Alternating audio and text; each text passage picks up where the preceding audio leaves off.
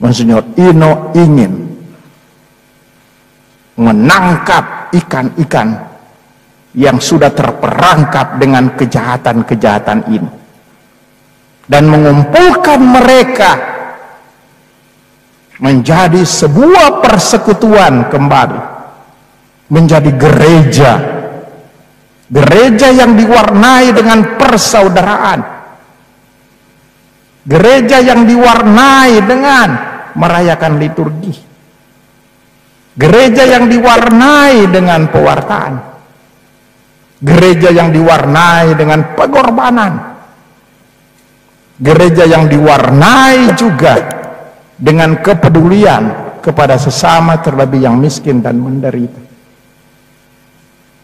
Mengumpulkan ikan-ikan yang terperangkap ini dalam danau kejahatan menjadi persekutuan yang sejati. Dengan apa? Dengan menebarkan jala Monsinyur Ino. Jala apa? Jala kepintarannya, keahliannya, kehebatannya, juga jala yang bisa dimilikinya imam-imam keuskupan Amboina yang sudah banyak. Itu jala untuk menebarkan, untuk ditebarkan dan menghasilkan banyak ikan. Tapi imam-imam yang berbobot, imam-imam yang bermutu, dan menurut Paus Fransiskus, imam yang bermoto ialah dekat dengan Tuhan, dekat dengan uskup, dekat dengan umat.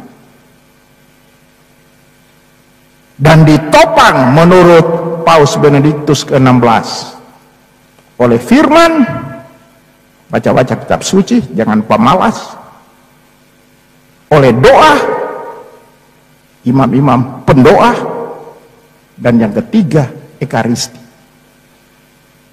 Dan ini jala yang dimiliki oleh Monsinyur Ino nanti, menebarkan jala imam-imamnya.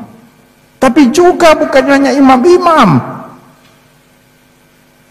tetapi biarawan-biarawati yang berkarya di Keuskupan Amboina. Dengan inti kehidupannya ialah menyerahkan diri sepenuhnya kepada kehendak Allah yang ditunjukkan dengan kaul ketaatan oleh kaul kemurnian dan kaul kemiskinan, dan ditopang oleh hidup persaudaraan. Biarawan-biarawati menjadi jala dari Monsinyur Ino untuk mendapatkan ini ikan-ikan. Dan yang terakhir tentu saja jala yang besar jumlahnya, yakni kaum awam. Kaum awam. Tapi kaum awam yang berbobot, yang bermutu.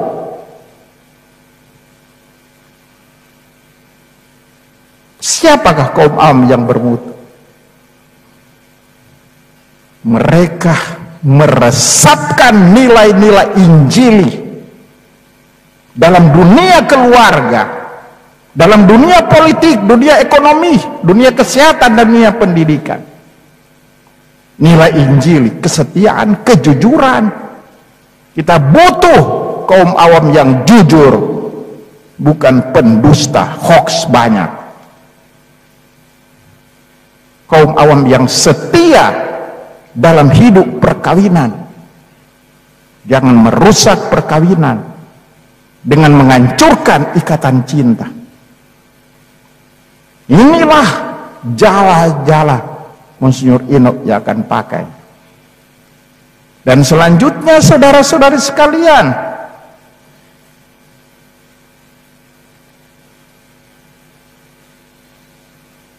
cara juga yang diharapkan dan kira-kira saya tidak bisa mengatakan benar, yakni tidak semata-mata mengandalkan kehebatan sendiri, pengetahuan sendiri. Jangan sombong seolah-olah yang paling hebat di Keuskupan Amboina. Tetap rendah hati, tidak mengandalkan kehebatan sendiri, tetapi mengandalkan perintah Tuhan. Bertolaklah ke tempat yang dalam dan tebarkan jala untuk menangkap ikan. Mengandalkan ketaatan dan perintah Tuhan. Seorang uskup harus menjadi orang kudus di tengah-tengah masyarakat. Tuhan di atas segala-galanya, kehendaknya di atas segala-galanya.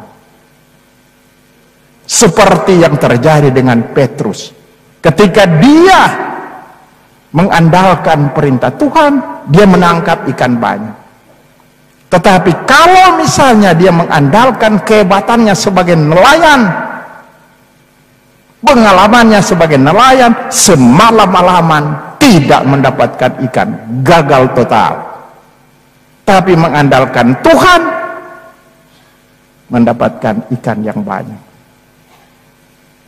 Tetapi juga dengan cara juga bertolak, atau dengan kata lain menurut pendapat saya, bertolak, membaharui diri, berubah. Tidak hidup dalam zona nyaman, berani berubah. Ecclesia semper reformanda et purificanda est. Gereja senantiasa dibaharui dan disucikan. Atau kata Benjamin Franklin, seorang ilmuwan Amerika Serikat, berubah memang sulit, tapi tidak berubah fatal. Bertolak, tapi juga bertolak ke tempat yang dalam. Tempat yang dalam itu berarti bertolak ke tempat-tempat yang terpencil di Keuskupan Amboina. Dan Monsinyur Ina sudah buat, sebelum dia ditabiskan, dia sudah banyak bertolak kemana-mana. Terus kemana?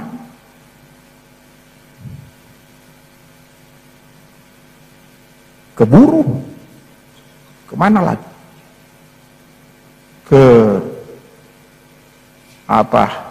Halmahera. Dan ke beberapa tempat. Luar biasa ini Monsinyur ini. Bertolak ke tempat-tempat yang terpencil, di mana umat hanya sedikit. Tetapi bertolak ke tempat dalam berarti juga bertolak ke tempat-tempat yang walaupun dekat, cuma di Ambon, cuma di Kei, cuma di Tanimbar, cuma di Samlaki, cuma di Ternate, cuma di Tobelo, yang gampang dijangkau dengan pesawat, mobil dan sebagainya. Tidak seperti bertolak ke tempat terpencil, jalan kaki. Tetapi bertolak ke tempat yang kelihatannya dekat, gampang dijangkau, tapi lautnya dalam, banyak ombak di sana. Masalah-masalah terjadi juga banyak di Ambon, terjadi banyak juga di Langgur dan Tuang, atau terjadi banyak di Semlat, atau terjadi banyak di Ternate, di mana gampang dijangkau.